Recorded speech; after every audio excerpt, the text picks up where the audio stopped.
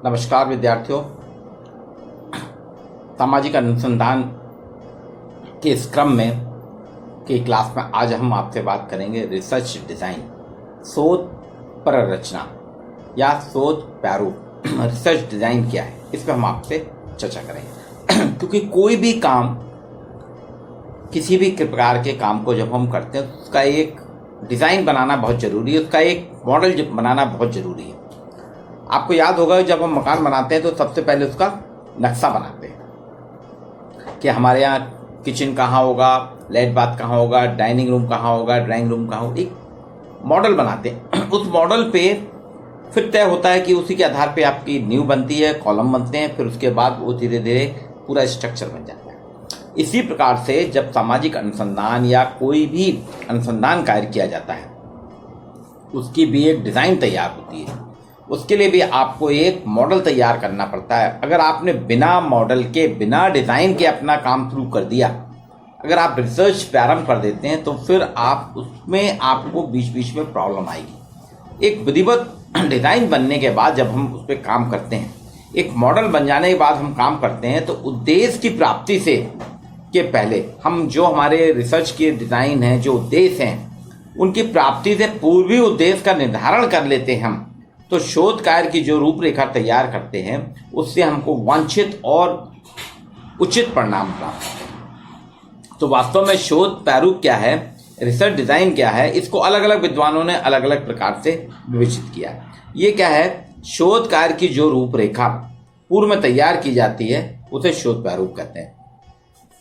इसमें हमको बहुत सी चीज़ें कुछ ध्यान रखना होगा कि इसके स्टेप बाय स्टेप हैं। जैसे चयनित विषय के द्वारा समस्या के समाधान के पूर्व सोच लेना चाहिए कि उसका चयनित विषय की उसमें क्या क्या समस्याएं आएंगी, उन समस्याओं का हम समाधान कैसे करेंगे। शोध के उद्देश्य हम सीमित कर लें जिससे उनको नियंत्रित करने में कठिनाई ना हो। तथ्यों का एकत्रीकरण और विश्लेषण करने के लिए हाइपोथेसिस का निर्माण कर लें जिससे शोध हमारा निर्देशित हो सके। अवधारणाओं की परिभाषा हो, हमारी जो कंसेप्ट हो उनकी परिभाषा हो, उसमें औपचारिक, सैद्धांतिक और कार्यात्मक परिभाषाएं रखी जाएं।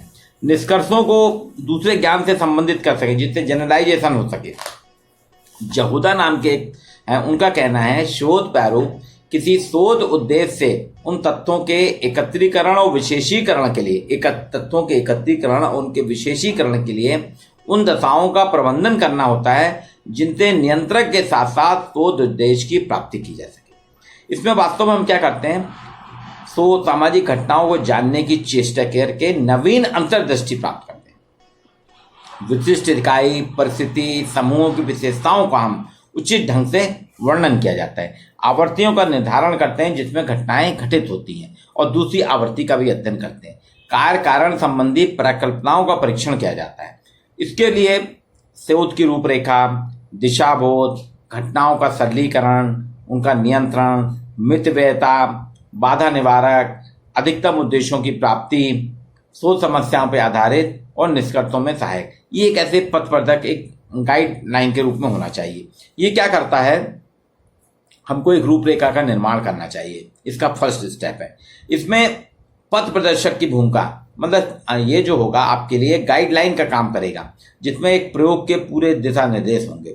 ये सामाजिक घटनाओं का सरलीकरण करता है। ये शोध कार्य की परिस्थितियों को नियंत्रित करके, सामाजिक अनुसंधान जो है, प्रारूप जो है, शोध कार्य में परिस्थितियों को नियंत्रित करके शोध कार्य को सुगम बनाता है, सरल बनाता है। इसके निर्माण से शोध कार्य सीमित समय में सीमित समय, सीमित धन और सीमित श्रम में पूर्ण हो जाता है। मतलब मितव्ययता आती है। शोध कार्य में आने वाली बाधाओं का निवारण करके शोध कार्य को सरल बनाता है। इसके लिए अनुसंधान प्रारूप कहा जाता है। इस अनुसंधान प्रारूप में 5 यक्ष प्रश्न हैं। जब भी आप रिसर्च डिजाइन करेंगे तो 5 यक्ष प्रश्न पे आप ध्यान दीजिए।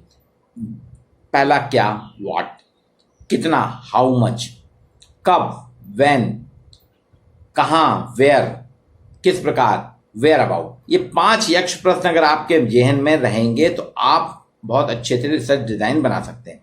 अब इसके लिए यहूदा कहते हैं शोध प्रारूप को 2 स्तर पर हमें करना चाहिए। प्रथम स्तर, अनुसंधान कैसे किया जाना है और कैसे किया जाएगा, इसका प्रारूप तैयार करें। दूसरा वो कहते हैं व्यावहारिक कार्यक्रम की योजना, हमको व्यावहारिक कार्यक्रम, यानी पहले प्लानिंग करना होगी, कार्य योजना बनाना होगी, फिर रिसर्च स्ट्रक्चर, शोध की संरचना, और शोध नीति, स्ट्रेटजी ऑफ रिसर्च, यानी योजना के अंतर्गत जो है, कार्य योजना प्लानिंग के अंतर्गत क्या है, शोधकर्ता जो है अनुसंधान के विभिन्न चरण जिनमें उसे कार्य करना है वो स्पष्ट कर लेता है। शोध की संरचना जो है, रिसर्च स्ट्रक्चर है, इसमें अनुसंधान के स्वरूप को व्यवहारिक स्तर पर स्पष्ट करते हैं।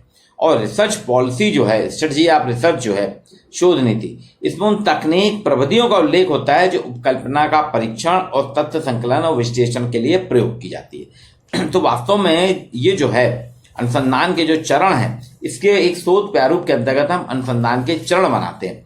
ये वास्तव में क्या होता है कि हमारे जो है चरण स्टेप बाय स्टेप करने से हम शोध के निष्कर्ष जो है हमारे वांछित प्राप्त होते हैं।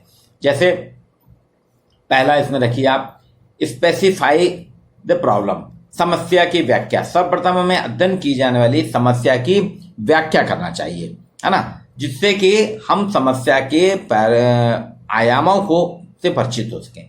अनुसंधान प्रारूप की रूपरेखा, प्लानिंग करें हम रिसर्च के लिए कि आप क्या करेंगे, कैसे उद्देश्य होंगे, आप उन उद्देश्यों को कैसे प्राप्त करेंगे। हम एक पूर्व योजना अगर नहीं बनाते तो हम ये नहीं कर सकते। निदर्शन की योजना, अब हमको तथ्य किससे लेना है, हमारे निर्देश की इकाइयां क्या होंगी, सैंपल कौन से होंगे, उनसे हम फैक्ट इकट्ठे करने के लिए, तो ये हमको निर्दिष्ट रखना होगा। तथ्य संग्रह, कलेक्टिंग द डाटा, शोध के लिए निदर्शन चयन होने के बाद हम उनसे कौन कौन से तथ्य संग्रहण करना है, क्योंकि अनावश्यक तथ्य भी हमारे रिसर्च को प्रॉब्लम करिए।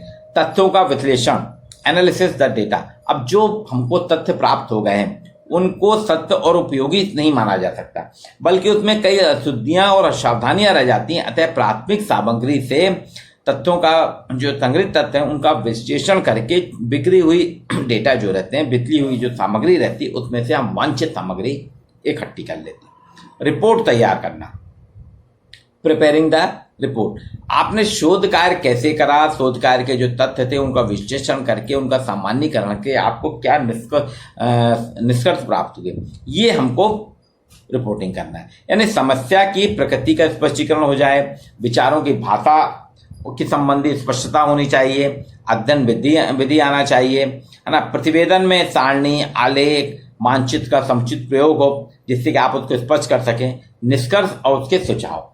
फिर नई समस्या की व्याख्या, कुछ विद्वानों ने कहा कि समस्या के चयन के साथ अनुसंधान अभिकल्प के साथ हमको उसका नई समस्या की व्याख्या भी करना चाहिए। ये अलग अलग है। अब इसमें जो हम करते हैं ये क्या करता है, इसके लक्ष्य क्या होते हैं। अनुसंधान अभिकल्प जो है इसके 3 लक्ष्य हैं।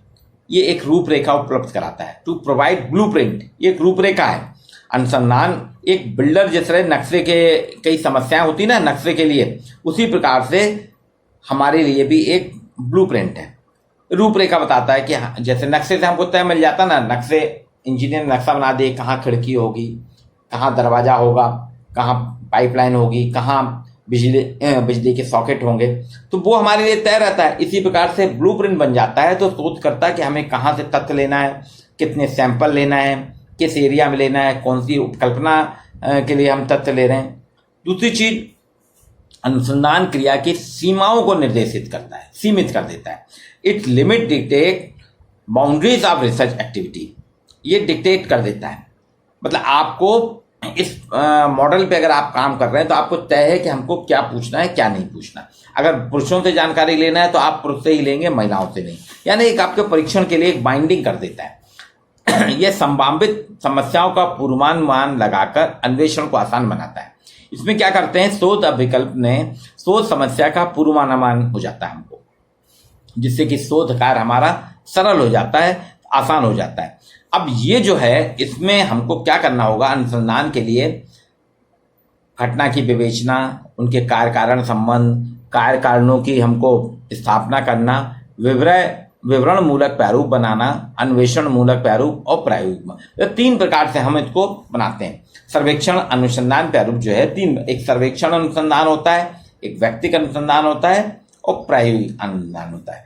अब यहाँ जो है हमने इसमें 3 प्रकार से घटना की विवेचना करने वाला जो अनुसंधान होगा, जिसमें हम घटना की विवेचना करेंगे, वो विवरण मूलक डिस्क्रिप्टिव डिजाइन कहलाता है, जिसमें कार्य कारण घटना के अंतर्गत हमको कार्य कारण संबंध स्थापित करना है, अन्वेषणात्मक एक्सप्लोरेटरी डिजाइन है। जब कार्य कारण की स्थापना करते हैं, वहां कार्य कारण के संबंध या कार्य कारण की स्थापना करते हैं, प्रायोगिक मूलक एक्सपेरिमेंटल डिजाइन होता है। अब इसको अलग अलग प्रकार से इन्हें कहा, मतलब सबसे पहला जो है वर्णनात्मक डिस्क्रिप्टिव रिसर्च डिजाइन, ये सबसे सरल और साधारण शोध कार्यों के लिए प्रयोग किया जाता है। डिस्क्रिप्टिव का प्रयोग हम करते हैं जो है ना, वर्णनात्मक स्पष्ट है नाम के साथ, इसमें हम वर्णन करते हैं। बहुत ही सरल और साधारण शोध कार्यों में हम इनका प्रयोग करते हैं। इसका मुख्य उद्देश्य जो है समस्या से संबंधित वास्तविक तथ्यों के आधार पर वर्णनात्मक विवरण प्रस्तुत करना। इसमें निश्चित करता है शोधकर्ता कि उसके समस्या के विषय में क्या क्या जानना है, अर्थात क्या ज्ञात करना है, उसकी विशेषता, पूर्ण और यथार्थ सूचनाएं प्राप्त करता है ना। इसमें किसी समुदाय या समूह के संपूर्ण जीवन से संबंधित प्रक्रियाओं का हम अध्ययन करते हैं, है ना, जैसे गौड़ जनजाति का अध्ययन, तो ये वर्णनात्मक हो जाएगा, है ना। सामाजिक अनुसंधान में सामाजिक समस्याओं से संबंधित, है ना, नियमों की खोज करते हैं और उनके विशिष्ट परिस्थितियों से निदान प्राप्त करते हैं। तो इसमें जो है सर्वेक्षणकर्ता शोध के लिए जो है अपने डेटा जो है समस्याओं के लिए विवरणात्मक प्राप्त करता है। इसे विवरण मूलक प्रारूप भी कहते हैं। इसमें उपकल्पना की जांच नहीं की जाती।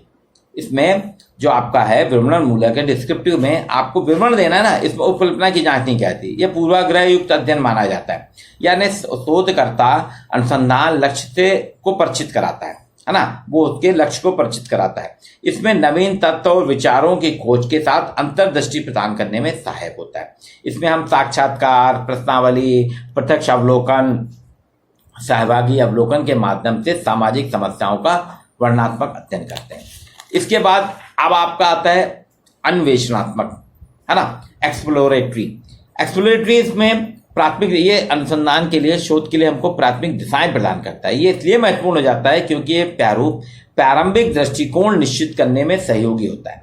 इसका उद्देश्य शोधकर्ता को घटना या समस्या के कार्य कारणों की खोज करने के लिए प्रेरित करता है। कोई समस्या क्यों उत्पन्न हुई, जैसे अभी कोरोना वायरस, इसका अगर आपको अध्ययन करना होगा तो ये अन्वेषणात्मक होगा, एक्सप्लोरेटरी होगा कि समस्याएं क्या उत्पन्न हुई, कोरोना वायरस से समाज कौन कौन सी सामाजिक समस्याएं उत्पन्न हुई, उनके कारक हमको जानना होंगे, उनके परिणाम के कारण क्या होंगे ये जानना होगा। इसकी उद्देश्य की पूर्ति के लिए हम जो अध्ययन करते हैं यही एक्सप्लोरेटरी कहलाता है। यानी किसी भी सामाजिक समस्या का अवलोकन करके उसके लिए काम चलाऊ उपकल्पना बनाकर अध्ययन करना इसका लक्ष्य होता है। इसमें हम बहुत से अध्ययन करते हैं, जैसे कोरोना वायरस से क्या हुआ, तो आपने क्या, कोरोना वायरस के कारण लॉकडाउन से लोग जो घर में बैठ रहे हैं, हमारी सामाजिक आर्थिक विकृतियां उत्पन्न होंगी। इस प्रकार से और भी कई क्वेश्चन, इससे सामाजिक संबंधों में सुदृढ़ता आई है, हम ऑनलाइन चीज़ों पे ज़्यादा डिपेंडेंसी हमारी बढ़ गई है ना। गैदरिंग, सोशल गैदरिंग हमारी जो है, व्यक्तियों का जमावड़ा, इस पे अब ज़्यादा ध्यान ना देके एकाकी जीवन पे ज़्यादा अध्ययन। तो ऐसे कुछ क्वेश्चन बना के हम इसके लिए स्टेप बाय स्टेप तथ्य इकट्ठे करते हैं। इसमें संबंधित साहित्य का सिंहावलोकन किया जाता है, अनुभव सर्वेक्षण को इसमें प्राथमिकता दी जाती है ना, अंतर्दृष्टि प्रेरक घटनाओं का विश्लेषण किया जाता है। अब तीसरा जो है अनुसंधान प्रारूप का, वो है प्रयोगात्मक शोध प्रारूप। इसमें भौतिक विज्ञान के समान सामाजिक विज्ञान में भी शोध कार्य के लिए परीक्षण प्रणाली का प्रयोग करते हैं, है ना। नाम ही स्पष्ट है, प्रयोगात्मक यानी प्रयोग करना है। इसमें कारण और प्रभाव, कॉजेस एंड इफेक्ट की हम जांच करते हैं। इसके बीच के कारण और प्रभाव के कार्यकारणों को, कार्यकारी संबंधों को हम बताते हैं। जैसे इनकम, आय और उसकी कार्य संतुष्टि का अध्ययन करना है, तो ये प्रयोगात्मक अध्ययन कहलाएगा। ये प्रयोगात्मक प्रारूप कहलाएगा कि किसी व्यक्ति की आय कितनी है, उस आय के अनुरूप उसकी कार्य संतुष्टि कितनी है। इसमें परीक्षण जो है नियंत्रित परिस्थितियों के अंतर्गत किया गया अवलोकन होता है। आपने दिया कि सरकारी संस्थान के माध्यम से आपने एक प्रश्नावली दे दी कि आपके यहाँ आपको कितनी सैलरी मिल रही है, आपके खर्च कितने हैं, है ना, आप उससे कितने संतुष्ट हैं, या आप कार्य प्रणाली, ऑनलाइन कार्य प्रणाली से आप कितने संतुष्ट हैं, वर्क फ्रॉम होम से आप कितने संतुष्ट हैं, वर्क फ्रॉम होम आपके लिए कितना उपयोगी हुआ है। ये जो प्रारूप है इसमें प्रयोगात्मक प्रारूप आएगा। अब इसके आधार पर अपन क्या करते हैं, प्रयोगात्मक अध्ययन में तीन चीजें, पश्चात परीक्षण, आफ्टर ओनली एक्सपेरिमेंट, पूर्व पश्चात परीक्षण, बिफोर आफ्टर एक्सपेरिमेंट, और कार्यांतर तत्व परीक्षण, एक्स पोस्ट फैक्टर एक्सपेरिमेंट, ये वो है। इसके बाद एक आता है आपका निदानात्मक शोध प्रारूप, डायग्नोस्टिक रिसर्च। वर्णनात्मक शोध प्रारूप से संबंधित एक और शोध प्रारूप है जिसको अपन कहते हैं निदानात्मक डायग्नोस्टिक शोध। इसमें हम क्या करते हैं, किसी भी समस्या के हल प्रयास करते हैं। इसमें समस्या के हल, उसके निदान निकालते हैं कि किन के कारण इस समस्या का निदान हो सकता है। वैज्ञानिक कारणों से हम उसके निदानों को दूर करना चाहते हैं। इसका उद्देश्य सामाजिक व्यवस्था और सामाजिक संबंधों में उत्पन्न विशिष्ट समस्याओं का निदान करना है, डायग्नोज करना है। यह कार्य जो है वैज्ञानिक पद्धतियों के आधार पर होता है। इसमें दिशा निर्देशित करने के लिए हम उपकल्पना का निर्माण कर लेते हैं। और जन्म देने वाले कार्य मतलब किसी भी समस्या को इमरजेंस करने वाले कारकों का हम पता लगा के उनके निदान के प्रयास करते हैं। अब इन दोनों में वर्णनात्मक और निदानात्मक में थोड़ा अंतर अपन जल्दी से समझेंगे। वर्णनात्मक क्या है, समस्या से संबंधित तथ्यों का वर्णन करता है। निदानात्मक प्रारूप क्या करता है, समस्या का वास्तविक स्वरूप बताकर समस्या का निदान करता है। वो खाली तथ्यों का वर्णन करता है, ये समस्या को निकालने के साथ उसके समाधान को भी बताता है। ये उपकल्पनाओं से, वर्णनात्मक अध्ययन जो उपकल्पनाओं से पूर्णतः निर्देशित, उसमें उपकल्पना का एक निर्देश नहीं होता। यह उपकल्पना हाइपोथेसिस उपकल्पना से निर्देशित होता है। दूसरी चीज में ज्ञान की प्राप्ति मुख्य उद्देश्य, इसमें ज्ञान नहीं, समस्या के कारण प्राप्त करना उद्देश्य है। यह अध्ययन विकसित हो पाता है, यह अध्ययन उसी क्षेत्र में होती है जहां समस्या का स्पष्ट स्वरूप उभर के आता है। यह प्रारंभिक स्तर है, वर्णनात्मक प्रारंभिक है और निदानात्मक क्या है, उच्च स्तर है। तो वास्तव में अगर आपने अनुसंधान अभिकल्प बनाया, रिसर्च डिजाइन बनाया, तो आपका समय और धन का व्यय रुक जाता है। आप वैज्ञानिक आधार पर अपने रिसर्च को संचालित कर लेते हैं, सही दिशा निर्देश मिल जाता है और लाभदायक निष्कर्ष के साथ साथ विश्वसनीयता हमको प्राप्त होती है। यह है हमारा रिसर्च डिजाइन।